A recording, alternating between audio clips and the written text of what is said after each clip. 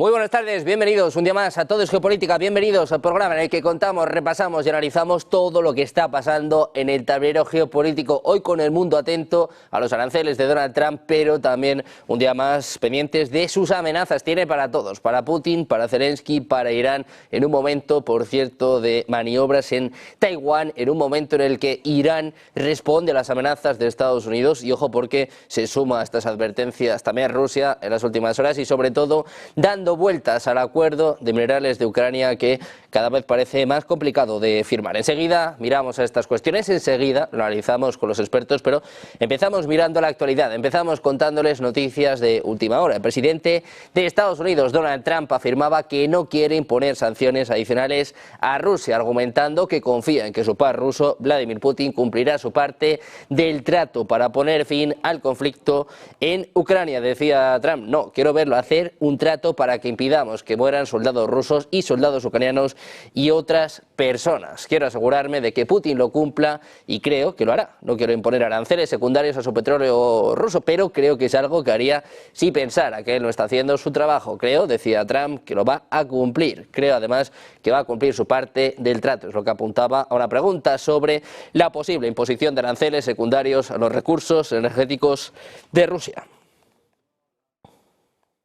Serious are you about imposing oil sanctions? No, I want to see him make a deal so that we stop Russian soldiers and Ukrainian soldiers and other people from being killed. But mostly it's Russian and Ukrainian soldiers.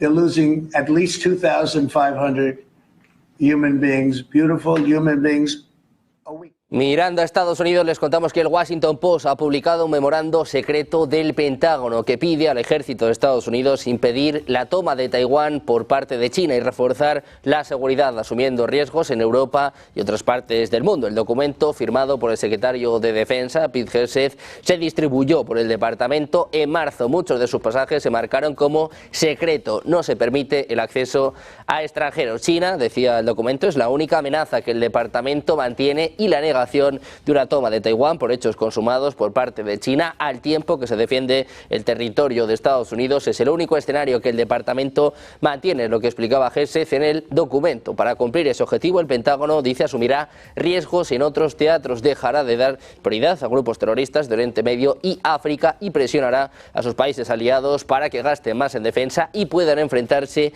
sin su ayuda a Rusia, Corea del Norte o Irán. Es decir, que Estados Unidos se mostrará reacio a apoyar a sus países aliados si tiene que enfrentarse a China. Por ello considera que otros países de la OTAN deben asumir una carga mucho mayor, entendida ahora en tiempos de paz como una mayor inversión militar. Precisamente mirando a Rusia, les contamos que Moscú considera inapropiadas las amenazas de Washington de utilizar la fuerza contra Teherán, condena esas tácticas. Sobre esto afirmaba el viceministro de Asuntos Exteriores de Rusia, Sergei Ryabkov, decía, se escuchan amenazas y ultimátums, consideramos estos métodos inapropiados, los condenamos, los consideramos una forma de imponer nuestra voluntad a la parte iraní. Según Ryabkov, esto podría complicar aún más la situación, provocar que en general requieran esfuerzos mucho mayores en el futuro en términos de mitigar el peligro de otro foco de tensión, y Dios no lo quiera, decía, un conflicto abierto en Oriente Medio donde la tensión ya es bastante alta. Decía, estamos ofreciendo un camino alternativo. Rusia advierte a Estados Unidos por las amenazas a Irán. Precisamente Irán, que dice que se vería forzado a desarrollar armas nucleares si es atacado por Estados Unidos o Israel, es lo que advertía un asesor del líder supremo iraní, Ali Khamenei, tras las amenazas del presidente de Estados Unidos, Donald Trump. Decía, no estamos desarrollando armas nucleares, pero si hacen algo mal en la cuestión nuclear iraní, obligarán a avanzar hacia eso, porque tiene que defenderse, es lo que apuntaba Ali Larijani, asesor de Khamenei. Decía que si en algún momento Estados Unidos decide bombardear ellos mismos a través de Israel, van a obligar a Irán a tomar una decisión diferente. Añade que Irán no quiere hacerlo, pero no tendrá otra opción. Irán habla de armas nucleares, aumenta la tensión ante un posible ataque por parte de Estados Unidos o de Israel. Hay fecha límite, la marcaba Donald Trump. La fecha es el próximo 5 de mayo. Pendientes de la tensión en Oriente Medio, mirando también a la guerra en Ucrania, los planes de Trump, los planes de Estados Unidos contra China. Vamos a analizar estas cuestiones, como siempre, con los mejores expertos. Hoy tenemos a Eduardo Irastorza, profesor en OBS Business School. ¿Qué tal? Muy buenas. Eduardo, buenas tardes. Un placer vuestra compañía. Tenemos también con nosotros a Eliseo Fernández, politólogo especializado en geopolítica. ¿Qué tal, Eliseo? Buenas tardes. Buenas tardes, muchas gracias. Y contamos con Juan Antonio de Castro, doctor en Economía y exfuncionario de Naciones Unidas. ¿Qué tal, Juan Antonio? Buenas tardes. ¿Qué tal? Buenas tardes. ¿Cómo estás? Bueno, pues muchos temas que analizar durante la próxima hora, pendientes de Ucrania, de China, de la tensión con Irán. Si os parece, empezamos mirando a las amenazas del presidente de Estados Unidos, Donald Trump, cada vez más harto, cada vez con menos paciencia. Hablaba, incluso amenazaba a Vladimir Putin y a Rusia en las últimas horas, luego suavizaba el tono, sigue, eso sí, cargando contra Zelensky. Juan Antonio, ¿cómo está la situación en torno al acuerdo en Ucrania y cuánto crees que va a poder esperar Donald Trump? Porque vemos que poco a poco su paciencia se va agotando. Claro, Donald Trump se pone nervioso en una cierta lógica porque ha liderado, digamos, lo que es el acercamiento hacia una posible solución de paz o por lo menos de tregua que lleve a la paz. Los días pasan, el tiempo pasa y nota claramente que hay puntos que seguro que han discutido el presidente Putin y él, y está claro que no les ha dado demasiado, no ha puesto demasiado interés en ellos. Yo quiero pensar, por ejemplo, pues todas las causas que realmente tiene Rusia que fundamentarían el acordar, digamos, una paz y el terminar con esta guerra, que serían las causas fundamentales, que es lo que señala constantemente Vladimir Putin reiteradamente en sus distintos discursos. Creo que aquí hay, yo creo que Trump en su reacción, que se le ha pasado enseguida, porque yo creo que ha sido cuestión de 24 horas o 48 horas, se ha metido un poquito con el presidente Putin en el sentido de todo este tema de pedir un gobierno de transición en Kiev con las Naciones Unidas y demás, y todo eso, bueno, pues ha alargado, ha complicado un poquito la relación entre ellos, pero rápidamente yo creo que se vuelve otra vez digamos, a una actitud negociadora con Putin, y la razón principal es que no se puede considerar ilegítimo, no puede ser que Putin considere ilegítimo a Zelensky y que al mismo tiempo Trump pretenda firmar un acuerdo de tierras raras con un ilegítimo. O sea que yo creo que hayan debido tener un choque entre los dos y ha habido un pequeño malentendido o desentendimiento y le ha llamado la atención. Entonces, bueno, lo que quiere Trump es firmar un acuerdo con Zelensky. Luego también quiere la paz y también quiere una serie de cosas. Pero lo que hay que preguntarse realmente es lo que quiere Moscú, lo que quiere Rusia. Y lo que quiere Rusia es atacar los principales temas que le preocupan, ¿no? Y en eso vuelvo a insistir. No es solo el cese el fuego, parar las infraestructuras o la energía. Lo que se necesita es las causas profundas que harán que esta guerra no vuelva a empezar. Y en el fondo tiene bastante razón. Yo se la daría en el sentido de que de qué sirve que se siente uno a una mesa de negociación de paz si no se va a llegar al fondo de la cuestión. Porque si no se llega al fondo de la cuestión, Rusia no debería tener ningún interés en parar esta guerra en este momento. Quizá más adelante, no lo sé. Pero en este momento, si no se arreglan las cuestiones de fondo. La cuestión de fondo es que no puede entrar en la OTAN este país, que tiene que declararse neutral y que por algo se inició esta guerra y por algo se tiene que terminar. Pero no es un juego que ha empezado Rusia porque sí. Todo tiene una secuencia, una participación de Occidente y una serie de razones que han estado estropeando la situación hasta que ha habido la misión especial en Rusia, en Ucrania. Entonces, bueno, creo que hay que ir a creo que por el momento no hay voluntad por el lado occidental de ir a las causas profundas. Creo que Zelensky está, bueno, pues alborotado, muy agitado, tratando de conseguirse las alianzas de Starmer y Macron, pero que en el fondo son bastante impotentes de darle una seguridad en este momento a Ucrania. Y estamos en ese compás de espera, pero en un compás de espera que no soñemos con que va a avanzar un ápice si no dan un paso hacia Putin, en este caso Trump, y los occidentales y en particular Zelensky. Y ese paso se tiene que dar, si no yo creo que vamos a seguir en esta situación. Y luego en cuanto, bueno, ya hablaremos de las dos amenazas, pero estamos en un momento realmente muy agitado. Bueno, pues un momento agitado, parece que llegamos a un punto de inflexión en estas negociaciones, un punto en el que vamos para adelante, nos acercamos a la tregua, nos acercamos a la paz o vamos hacia una escalada, se ha visto en los últimos días con los ataques por parte de ambos bandos. Eliseo, te quiero preguntar por esto, por el papelón que tiene ahora mismo Donald Trump, que también se ha aplicado presión él mismo, ¿no? Diciendo que iba a solucionar el conflicto en 24 horas, diciendo que iba a ser una llamada, de momento van unas cuantas y la situación parece que se está enquistando. ¿Cómo ves tú la posible solución del conflicto en Ucrania? Bueno, en realidad yo creo que esto era lo previsible, ¿no? Lo raro hubiera sido que se hubiera resuelto en 3 días o enseguida este asunto. Si nos vamos a ejemplos del pasado, hemos visto que negociaciones diplomáticas para poner fin a guerras han durado muchísimo tiempo. No recuerdo mal, las negociaciones de la guerra de Vietnam duraron años.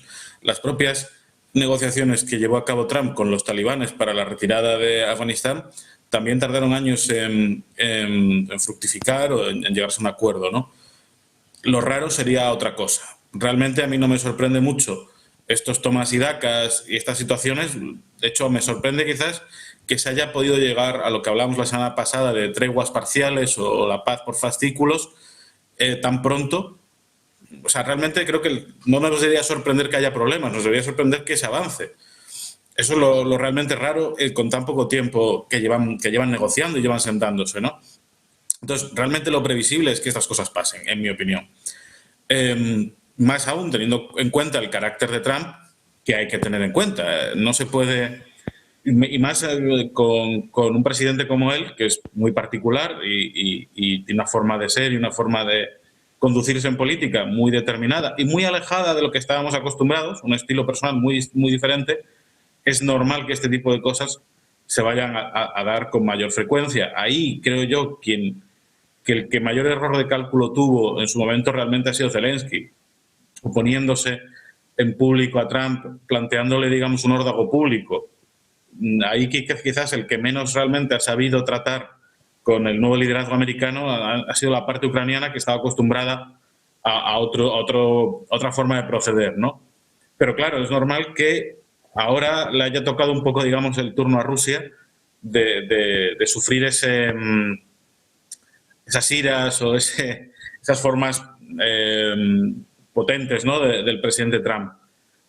Entonces, realmente a mí no me extrañaría nada esto. Creo que no peligran ahora mismo las conversaciones en corto plazo. Estamos en un momento inicial. Está claro que se han conseguido avances, que también son pequeños y están completamente en el aire, porque vimos que la primera vez que se alcanzó el acuerdo para el alto el fuego en las infraestructuras energéticas no duró apenas horas. Ahora parece que se están respetando más o menos, pero está en el aire. Entonces realmente estamos en un momento muy frágil. Yo creo que es normal que haya este tipo de escaladas argumentales, este tipo de escaladas verbales y conflictos en una negociación que es bastante más probable que se alargue mucho más. Ahí efectivamente Trump no fue muy inteligente políticamente metiéndose prisa a sí mismo o mucha prisa a sí mismo en este escenario. Pero también hay que tener en cuenta una cosa. Trump, igual que hizo eso, él es capaz probablemente de darle la vuelta a la tortilla en 0, y de repente darse todo el tiempo del mundo y dar un giro de 360 grados en las negociaciones, ¿no? Entonces, creo que no debemos considerar este pequeño exabrupto más allá de lo que es. También hay que tenerlo en cuenta y verlo en el contexto mayor de toda la negociación y ver que, bueno, puede ser un pequeño paso atrás, pero que en ningún modo creo yo que esto vaya a romperlo ahora mismo, pero que también hay que tener en cuenta que vamos a poder estar hablando de esto muchísimo tiempo, porque unas negociaciones de paz nunca son rápidas y nunca son sencillas. Bueno, pues de momento un pequeño chasco para Donald Trump, que subía el tono, luego suavizaba también en las últimas horas. Eduardo, uno de los impedimentos que se está encontrando el presidente de Estados Unidos es que, claro, él está acostumbrado a negociar de esta forma, ¿no?, a negociar con amenazas, y quizás con Rusia no sea la mejor opción, ¿no? Puede ser precisamente uno de los obstáculos para alcanzar una paz, que de estas formas, pues a lo mejor a otros países sí que les puede convencer, pero con Rusia puede conseguir incluso todo lo contrario, ¿no?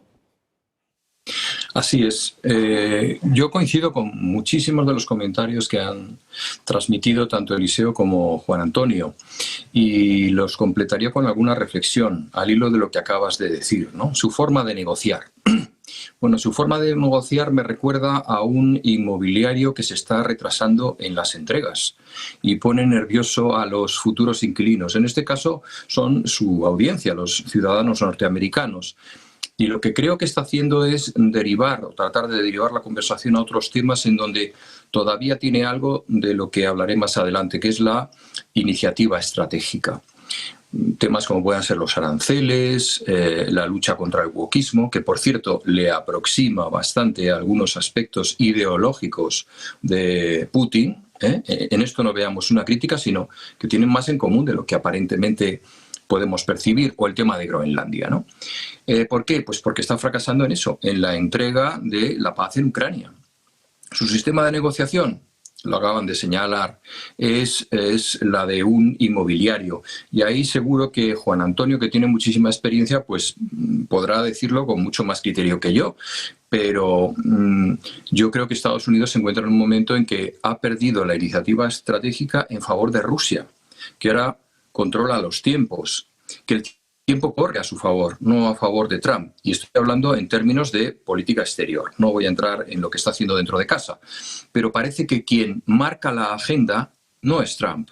Y hemos de tener en cuenta que tiene muchísimas partidas al mismo tiempo. Es como Spassky o como Karpov cuando hacen esas demostraciones en las que van moviendo diferentes partidas. Tiene la de Taiwán, tiene la de Europa, tiene la de Oriente Medio. O sea, son demasiadas cosas y hay que gestionar muy bien los tiempos. Yo creo que en ese sentido no puede adoptar una política de reacción a hechos consumados o a hechos que decidan otros, sino de alguna manera estructurar su política diplomática exterior de una manera mucho más ordenada, mucho más coherente para que las piezas vayan cayendo como un dominó, ¿no? Tiro primero esta, luego aquella, etcétera.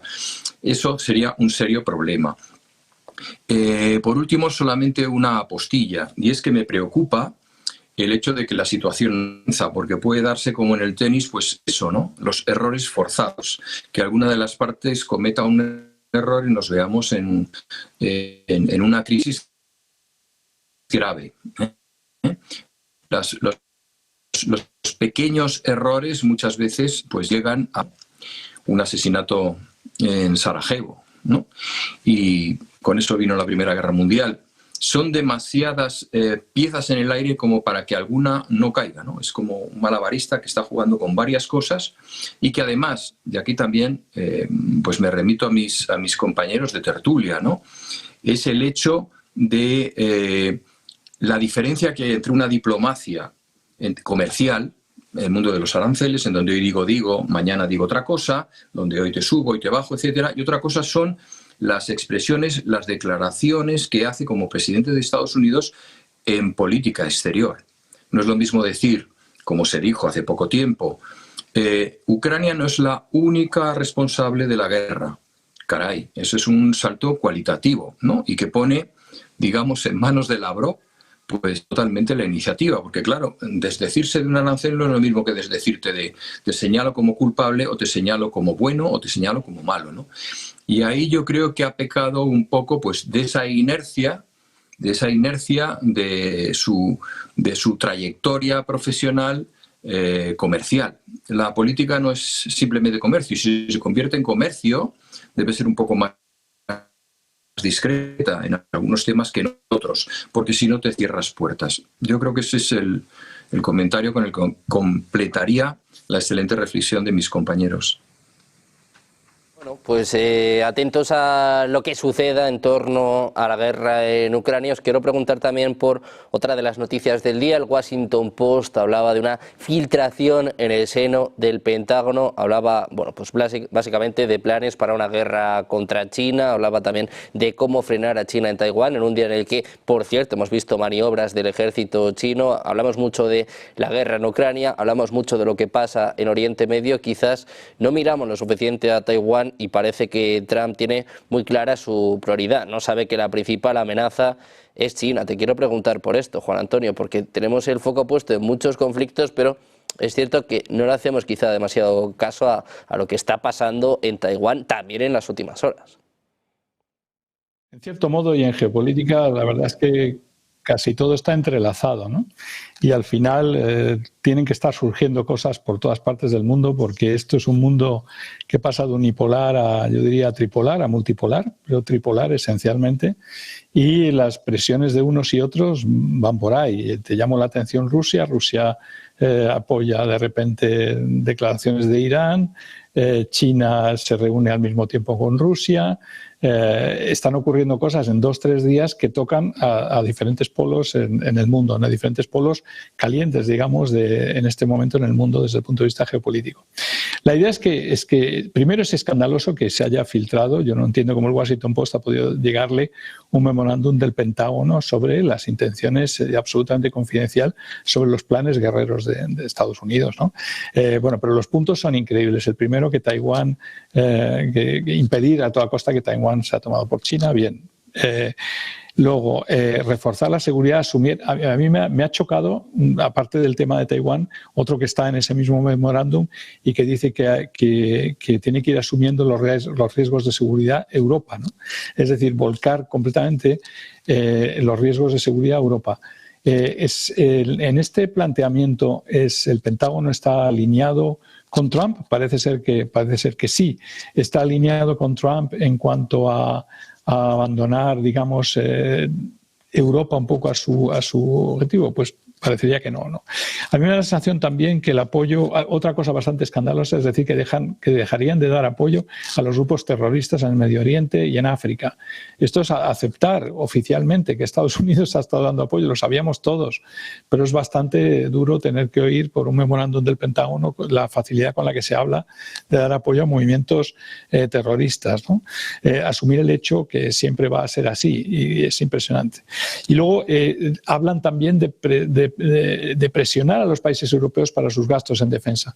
Lo que da la sensación es que de todo esto, de todo este memorándum que ha escapado, yo creo que podemos sacar una conclusión. El hegemón Estados Unidos, como todos los grandes hegemones a lo largo de las civilizaciones, caen. Cuando cae un hegemón, patalea, necesariamente no quiere perder su imperio.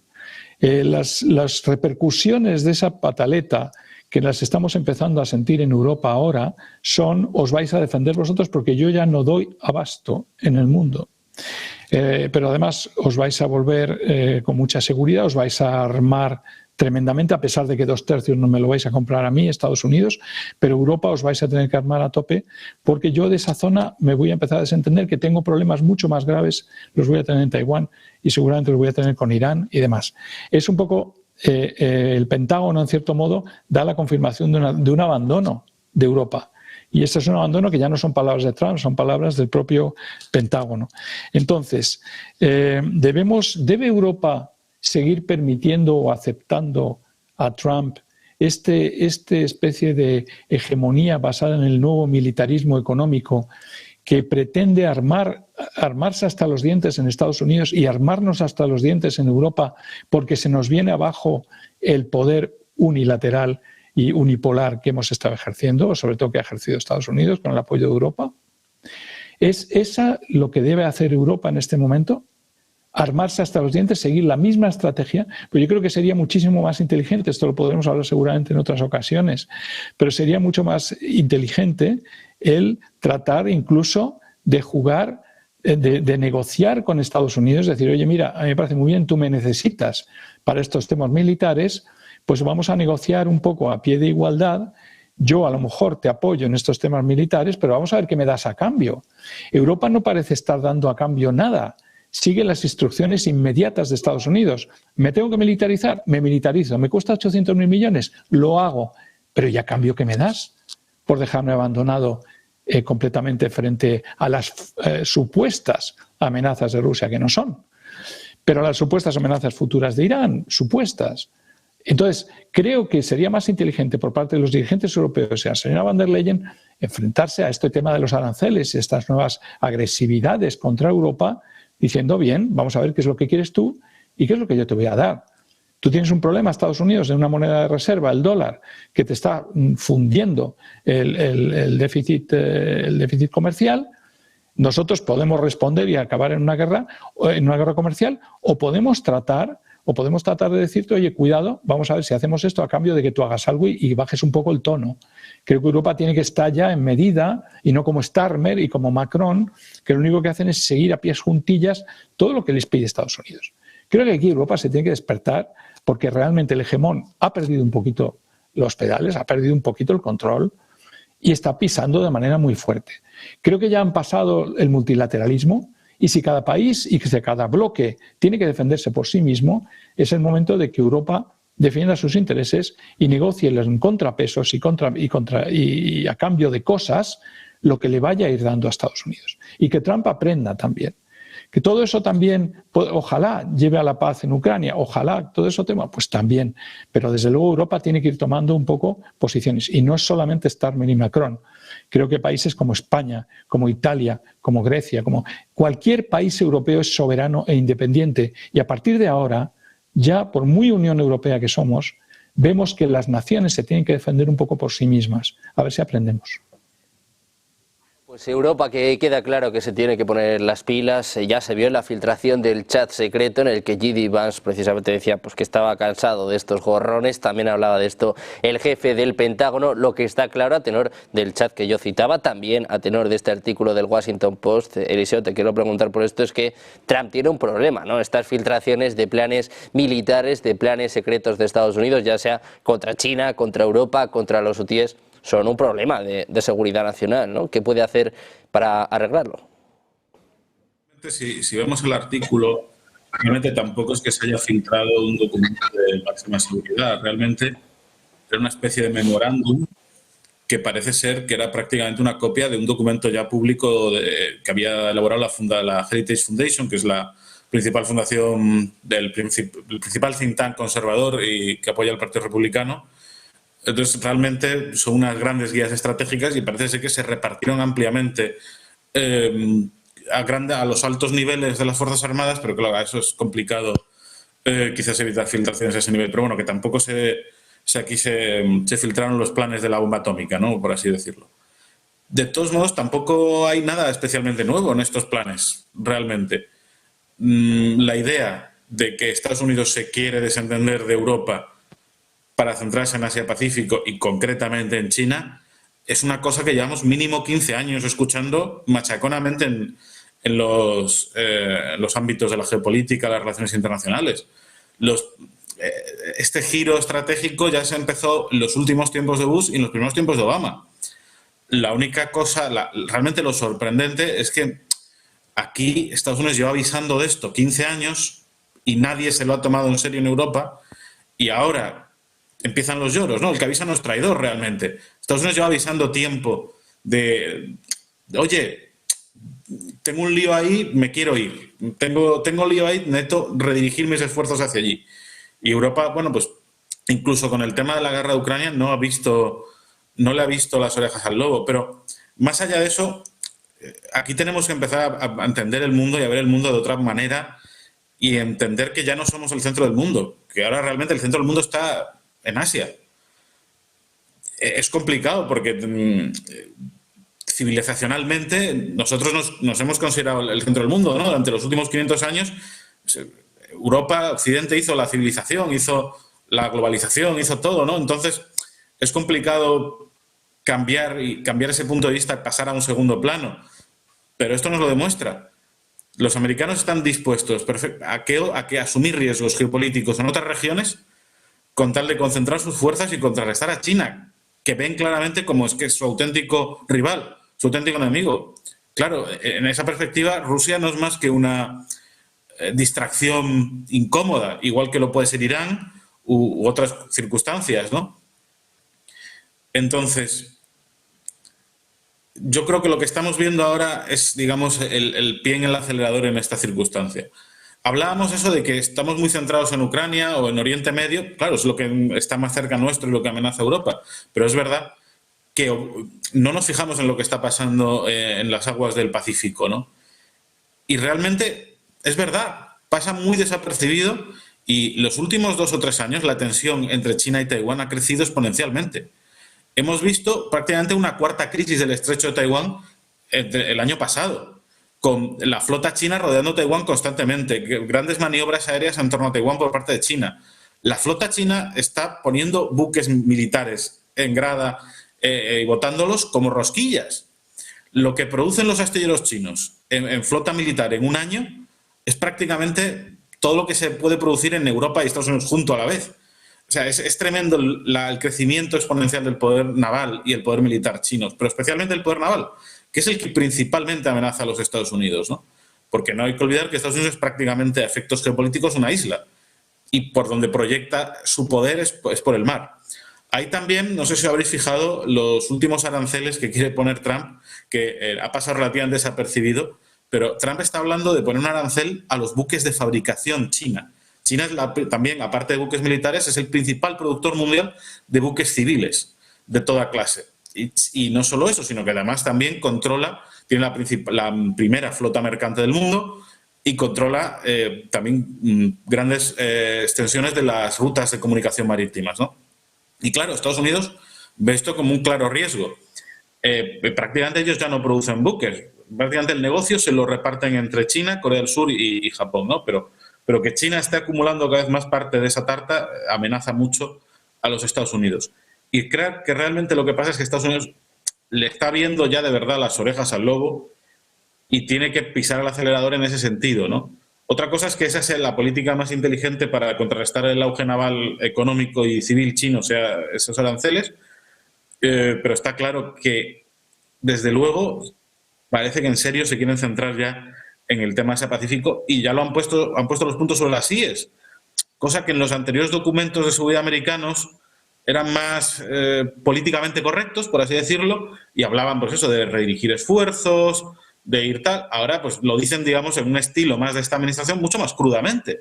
También mucho más, en vez de ser ser hipócritas, ser mucho más sinceros. Es decir, estamos dispuestos a asumir un riesgo geopolítico en Europa, en África o en Oriente Medio, pero necesitamos centrarnos en esto otro. De todos modos, vuelvo a decir lo mismo. No sé de qué nos estamos sorprendiendo. Estados Unidos lleva con este giro desde hace 15 años como mínimo. Lo que pasa es que aquí no hemos hecho oídos sordos. Hemos hecho oídos sordos y luego creo que también nos confiamos con el estallido de la guerra a Ucrania. Estados Unidos redesplegó muchas fuerzas en Europa, se centró mucho en este asunto y creo que Europa, en vez de tomar nota de ver que necesitábamos dar un giro también en nuestra propia política exterior, se confió completamente. Pues Eduardo, lo mismo te quiero plantear. Estos documentos filtrados del ejército, del Pentágono de Estados Unidos, después del Signal Gate que vivimos la semana pasada, hay una cosa evidente, ¿no? Lo están comentando tanto Juan Antonio como Eliseo. El principal foco, la atención, la amenaza para Estados Unidos es China. La diferencia es que ahora lo dicen abiertamente, ¿no? Es quizás la noticia de la noticia. Sí, y hace pocos días lo declaró Donald Trump, cuando dijo que los intereses estratégicos en Groenlandia son claves. El cerrar la nueva ruta de la seda a China, otra nueva salida de ese lago interior que tiene con una primera y una segunda línea de islas que protegen los intereses norteamericanos, pues es un tema que le preocupa enormemente. Antes... Juan Antonio ha señalado una cosa, ¿no? Y es que ningún hegemón se va sin estar enfadado, ¿no? Sin montar sin rebelarse contra eso. Lo hemos visto con España, lo hemos visto con el Imperio Británico, lo hemos visto tantas veces. Pero también, recordémoslo, ningún imperio ha llegado a convertirse en el hegemón sin una guerra de por medio. Yo creo que China tiene el planteamiento de que esa guerra quiere que sea comercial. Una novedad en la adquisición de la posición de hegemón, pero no hay que desdeñar, como ha señalado Eliseo, que China se está también preparando para la guerra. China, y en esto coincido con la mayor parte de los analistas que pasan por este canal y por muchos otros.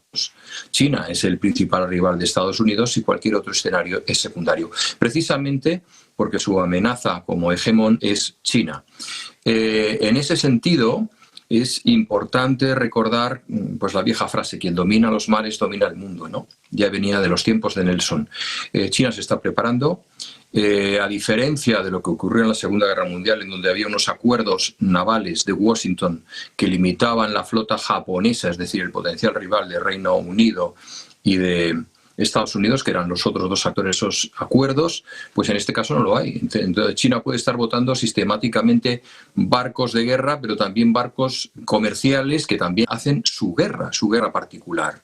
El mapa del mundo ha cambiado respecto a la presencia como líder comercial hegemónico de Estados Unidos a China, pero en los últimos 15 años, ¿no? Ya África prácticamente suya, gran parte de América, por supuesto Asia, incluso países como puede ser España, que ya tienen a China antes como aliado comercial o como proveedor comercial, si no lo queremos llamar aliado, antes que cualquier otro país. Esto es muy importante tenerlo en cuenta. Después hay otra cosa que se ha señalado en anteriores comentarios que he tomado nota, me ha llamado mucho la atención, ¿no? Que ya reconoce abiertamente que ha apoyado grupos terroristas. A mí no me cabe ninguna duda que ha sido así, o sea, que ha sido así. Incluso yo creo que Rusia se lo estará haciendo ver, porque aquel atentado que hubo en Moscú, que lo hizo un grupo terrorista, probablemente pues detrás de ellos haya algún nuevo ministro del gobierno sirio, ¿no? Una especie de estado fallido extraño, con unos señores que hace solamente unos meses estaban en la lista de las personas más buscadas como terroristas y hoy son pues el gobierno de ese país, ¿no? Que es clave para la estabilidad de la zona. Respecto a Europa, bueno, pues efectivamente no lo ha querido ver, ha metido la cabeza como el avestruz en la tierra y no ha querido ver que Estados Unidos estaba diciendo que me voy y al final cuando se va pues nos llevamos las manos a la cabeza y desgraciadamente no se nos ocurre nada mejor que sacar un kit de supervivencia, sorprendente, ¿no? La estrategia de aterrorizar a la población, ¿para qué? Para saber que le vamos a crujir con nuevos impuestos porque hay que comprar en seguridad. En seguridad, atención, no en defensa, porque seguridad es que las carreteras estén bien para que se desplacen nuestros medios militares, que los aeropuertos reciban aviones, tal. Es decir, al final no es en armas, sino ahí en la caja de seguridad de la que habla el gobierno. Jamás le oirías a Sánchez emplear la palabra defensa, siempre habla de seguridad, y muchos políticos europeos lo hacen.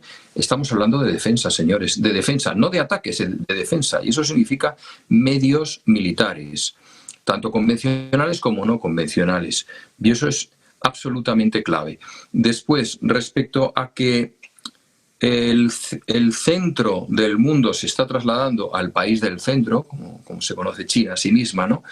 Pues ya es un hecho cuantitativo en cuanto a la población. En cuanto a la población, más de la mitad de la población entre China y la India simplemente se la reparten. Si sumamos Indonesia, Filipinas, todo aquello es muy, muy superior e inquietantemente mucho más joven que Europa, ¿no? Cualitativamente, pues cada día que pasa, China y Asia son más fuertes respecto a Occidente, ¿no?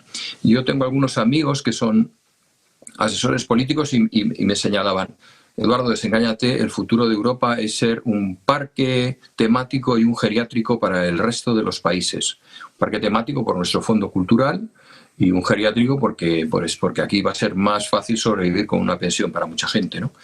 Y esto me lo decían ya hace muchos años y creo que desgraciadamente se está haciendo verdad. Se está haciendo verdad cuando salimos con eso, con el kit de supervivencia o con el planteamiento de que cada uno mira por lo suyo en vez de mirar. Solo somos creíbles como unidad. Europa es así, o sea, me parece estupendo que cada país piense en sus valores diferenciales y lo que quieras, pero defensivamente es inviable sostener a Europa sin una unidad de criterio militar, un Estado Mayor central. Tenemos las personas que lo pueden hacer, tenemos los militares preparados que lo pueden llevar a cabo, pero no existe la voluntad política de constituir ese cuerpo de acción militar europeo que sea respetado interna y externamente, porque también está la batalla interna de convencer a la población de estos países europeos de que es una necesidad de la defensa ineludible. No podemos vivir en los mundos de Yuppie, el mundo es el que es y hay que mirarlo de frente, ¿vale? Y externamente también hacerlo creíble. Tenemos la tecnología, tenemos el talento, tenemos las industrias, es otra vez coger el ritmo, ¿no? En su momento Alemania lo cogió saliendo de una crisis de haber perdido la guerra y en un momento determinado se planteó como la primera potencia militar, ¿no? Europea, por lo menos en tierra. En mar seguía siendo, por supuesto, Reino Unido, ¿no? Yo creo que es un momento que no admite dilaciones para Europa, no admite desorden para Estados Unidos en su modelo de acción y no admite una confrontación militar en el caso de China. Tiene que seguir peleando su guerra, que es la comercial, que le está yendo muy bien, y Estados Unidos está abocado a entenderse con Rusia, y de ahí se entienden muchos de los motivos de ese diletantismo de hoy con Ucrania, hoy con Rusia, hoy te desdigo, hoy te digo, porque sabe que lo necesita como aliado para vencer en ese enorme combate a todos los niveles que va a tener con China. Ya lo están llevando a cabo, pero ya a cara descubierta, como estamos viendo. Bueno, pues una batalla que parece inevitable, un choque entre Estados Unidos y China que parece que tarde o después se va a producir. Os quiero preguntar también por otro de los frentes abiertos, os quiero preguntar por Oriente Medio, con una fecha límite, con el 5 de mayo, con las amenazas de Donald Trump y con la respuesta que hemos visto del país persa en las últimas horas. Habla de armas nucleares, dice que si la atacan empezará a desarrollar armas nucleares. ¿Cómo ves la situación en Oriente Medio, Juan Antonio, y sobre todo cómo de cerca estamos de un ataque o de Estados Unidos o de Israel en Irán? Bueno, como hemos dicho prácticamente todos esta tarde respecto a los peligros que circundan geopolíticos, existe en este momento con respecto a Irán, se han sucedido una serie de acontecimientos, de declaraciones de Irán, declaraciones del presidente Putin también con respecto a, digamos, en cierto modo, a venir en defensa de que no se ataque de esta forma despiadada y de esta forma que ha tenido Trump de decir que bombardea a Irán simplemente si avanza en su programa nuclear. En eso yo, mira que no estoy muy en línea con el régimen iraní en general, pero en eso yo no sería tan tajante. Es decir, hasta cierto punto los países tienen una libertad. Es verdad que se ha negociado siempre el programa nuclear. Es verdad que el propio Irán ha decidido parar el programa nuclear a través de una serie de negociaciones durante una serie de años y que no está planteando en este momento que se sepa y se podría verificar un desarrollo de la bomba nuclear. Sin embargo, escuchamos otra vez del hegemón en caída libre, desgraciadamente, que arremete, agrede, diciendo que como se les ocurra avanzar en su programa, que bombardeará a Irán. A mí me parece que hay muchas maneras de hacer política en el mundo. Yo no sé si es que o me he hecho mayor o así no se hablaba en mis Naciones Unidas de hace un montón de años. Los dirigentes políticos no acostumbraban decir, como sigas con este programa te bombardeo. O sea, a mí de partida creo que el lenguaje que estamos empezando a utilizar ya no es que sea de vaquero del oeste entrando en un bar y sirviéndose una zarzaparrilla o un whisky. Es de tiroteo, es que no puede ser. Además es que hay otro tema, no solamente nos armamos hasta los dientes, con lo cual esto va a crear una plétora de armamento que no sé si como todos sabemos, las armas en el mundo son sujetas a tráfico ilegal en un porcentaje enorme de su uso. Es decir, que si estamos esperando 800.000 millones en armas en Europa, pasar de un 2 a un 5% y el mundo entero armarse, imaginaros lo que puede suceder en cuanto a tráfico ilegal de armas y los peligros que vamos a tener de grupos que ya sea pertenezcan a Irán, a Siria, me da igual a cuál, o no, o autónomos que decidan tomar las riendas y tomarse esta. Por lo tanto, lenguaje de bombardeos respondido por Putin, que lógicamente defiende a sus BRICS y asociados. Los BRICS se están configurando como una especie de red alrededor de la fuerza y la potencia china, que bien indicaba, como indicaba Eduardo hace un momento, de esa potencia china, que tiene ahora una red alrededor de socios, de amigos, los amigos de China, digamos de cierto modo, y de Rusia, y que están juntos para defenderse de este pataleo del hegemón en caída. Entonces, esto va a ocurrir. Claro que Putin sale en defensa de Irán, pero como saldrá China seguramente, porque hay equilibrios y hay que manejarlos con cuidado. Aquí hay socios de un lado, socios de otro. Y eso creo que lo tenemos que tener en cuenta. Por lo tanto, muchísimo cuidado con las amenazas. No olvidemos también que esta cuestión, y como se dijo al principio, me parece que lo dijo Eduardo, sobre el globalismo, está muy en el tema. Es decir, la privatización de la red pública, el control de lo público por parte de las élites privadas y oligárquicas en este momento, y en particular las más ligadas a los intereses armamentísticos, están ahí, están controlando gobiernos, están controlando líderes en Europa. Los líderes actuales europeos, hasta que transiten hacia otro tipo de líderes, que es lo que quiere Trump, en definitiva, va a tardar tiempo. Y esta batallita entre Estados Unidos y Europa tampoco ayuda. Bueno, en definitiva, vuelvo a lo que hablaba sobre Irán. Creo que más valdría calmar las aguas. Necesitamos a alguien fuerte en Europa que calme un poquito a Trump. Necesitamos a alguien que vuelva a hablar de multipolaridad, sino de multilateralismo, pero que hable claramente de multipolaridad y que empiece a aceptar y que hablemos en un lenguaje común. Por el momento estamos en lenguajes opuestos que nos llevan a oposiciones militares y belicosas que no nos van a traer nada bueno. Desde luego el panorama es muy malo en este momento en cuanto a posibilidades de guerras, conflictos, por cualquier fallo, por cualquier derrapaje o accidente que pueda haber, y lo puede haber en cualquier momento. Bueno, pues pendientes de los mensajes de Donald Trump, sobre todo estos mensajes hacia Irán en las últimas horas. Rusia, por cierto, ha salido al paso, dice que son inapropiadas las amenazas del presidente de Estados Unidos. Precisamente en este momento, hablando de necesidades, nosotros tenemos que dar las gracias a nuestros espectadores. Hemos visto algún troll que se iba en los últimos minutos, pero ahí ven el número. Hemos conseguido llegar a los 2 millones de suscriptores en un día histórico para Negocios Televisión, después de meses impresionantes de audiencia, en un momento de mucha tensión geopolítica, de tensión en los mercados. Nosotros tenemos a nuestros espectadores. Vamos a ver el vídeo, la celebración de Negocios Televisión en este día histórico para nosotros. Muy buenas, pues ha llegado ese día. 2 millones de suscriptores en nuestro canal de YouTube, 2.000 millones de visualizaciones, en la que sin duda es la principal plataforma para Negocios Televisión y en la que sin duda es la principal plataforma de la televisión en el mundo.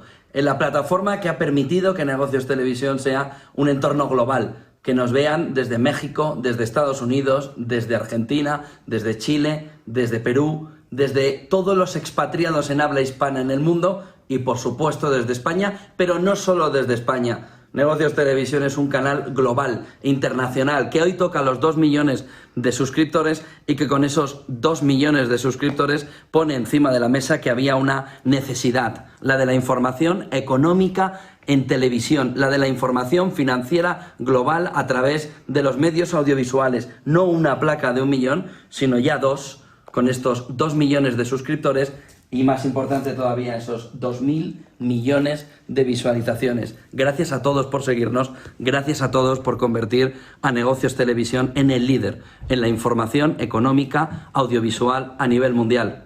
Buen día, buen negocio. Momento histórico para Negocios Televisión, un día en el que dar las gracias a nuestros espectadores, dar las gracias también a todo el equipo de Negocios Televisión, con dirección, con Bizner, con Susana, también con Miguel. Es el momento de dar las gracias a redacción, a redes, a comercial, a producción, todos aquí al pie del cañón, para que tengan siempre en las últimas horas la mejor información, el mejor análisis. Esta es su casa en un momento de tanta tensión geopolítica, en un momento de desinformación, de lucha también entre los medios de comunicación. Nosotros seguiremos intentando dar un punto de vista objetivo y sobre todo intentando darles siempre la mejor información, porque es lo que mejor sabemos hacer, es la marca de Negocios Televisión. Vamos a seguir con el análisis geopolítico en estos últimos minutos. Eliseo, si te parece hacemos un impasse de este momento histórico. Te quiero preguntar precisamente por esto, por la tensión en Oriente Medio, uno de los temas principales que hemos seguido en esta casa y sobre todo lo que parece, bueno, pues un momento inminente, parece inminente un ataque hacia Irán. Bueno, aquí quería comentar que el artículo del Washington Post del que hablábamos antes sobre el memorándum filtrado comentaba que existía, digamos, una inconsistencia en la política exterior de Trump entre la idea de centrarse a China, pero luego lo que parece que está un poco en todas partes, ¿no? Con muchos frentes abiertos, como comentábamos antes. Pero este frente abierto está claro que tiene una explicación muy sencilla y muy clara.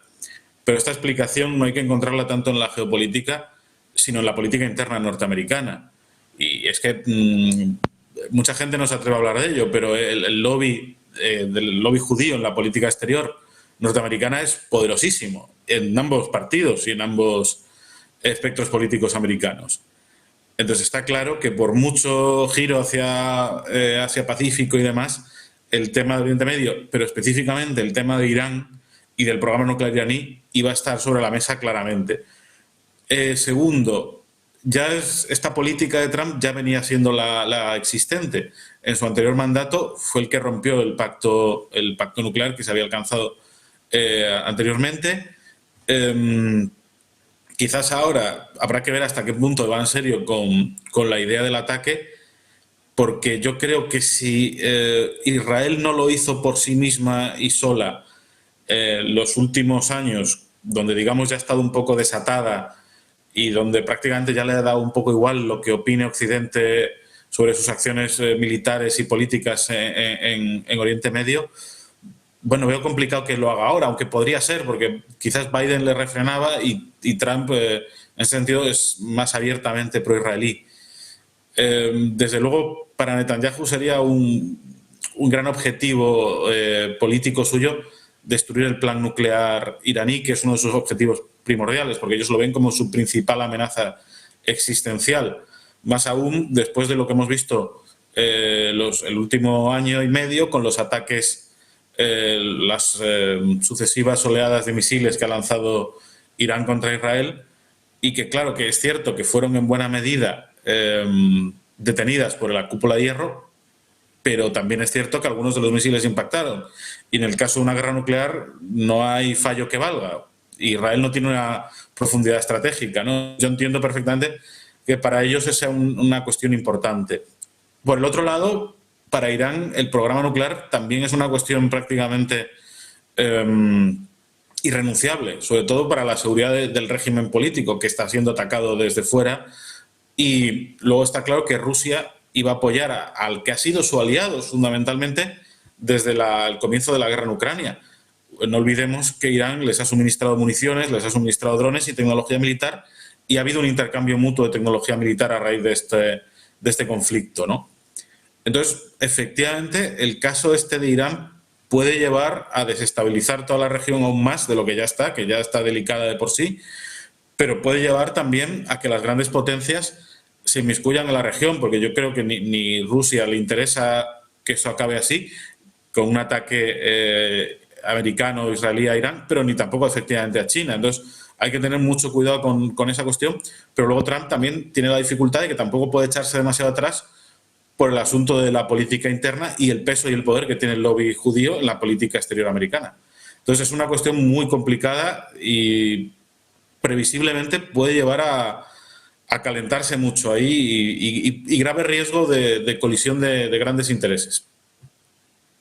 Pendientes de Irán, mirando también a la tensión en Ucrania, está hablando ahora, por cierto, Sergei Lavrov, dice que se prepara la segunda reunión entre Rusia y Estados Unidos en Estambul. Algunos hablan de mediados de este mes, de mediados de abril. Eduardo, muy rápido, quiero saber tu opinión en 2 minutos de lo que pasa en torno a Irán. En torno a Irán, lo que está ocurriendo es que tienen en marcha un programa nuclear. Obviamente, desde hace muchísimos años, Estados Unidos e Israel, bueno, sobre todo Israel se lo ha parado, y Estados Unidos está adoptando la política de actuar. Han descubierto que la profundidad estratégica no existe en el mundo. Actuar en el momento en que su rival pues tiene una opción de construir esas armas. Ni siquiera tiene que esperar a que estas se lleven a cabo. Yo creo que eso es un tema bastante preocupante. El otro aspecto preocupante es que Europa no se ha significado como tal frente a esta crisis, es decir, estamos asistiendo a una auténtica limpieza étnica al más puro estilo de los Balcanes, con la población gazatí. Podemos decir, Israel está en una guerra justa y le apoyamos, o podemos decir, esto es una verdadera limpieza étnica, pero es que no oímos ninguna voz y el silencio siempre va en contra de quien calla en una situación de estas. Simplemente quería apuntar estas dos cosas. Y en tercer lugar, solo, y ya termino con una sola frase, me preocupa mucho lo que ha señalado Juan Antonio, ¿no? Esas armas y su difusión. Hay países que tienen hasta el Kalashnikov en su bandera y no han fabricado ni un Kalashnikov, ¿no? Y no necesitamos que sean estados virtuales, estados terroristas, estados que ni siquiera tienen territorio ni capital, ni declaran la guerra y que pueden tener acceso a esas armas. Atención a este dato, es importante. Bueno, pues muy pendientes de lo que suceda en Oriente Medio. Seguimos intentando contar cómo está el momento geopolítico y sobre todo esta tensión que viene increciendo a pesar de los esfuerzos de paz de Donald Trump. Muchísimas gracias a los tres por estar con nosotros. Juan Antonio, Eliseo, Eduardo, un placer teneros por aquí en el día de hoy. Muchísimas gracias. Muy buen día. Enhorabuena. Un placer.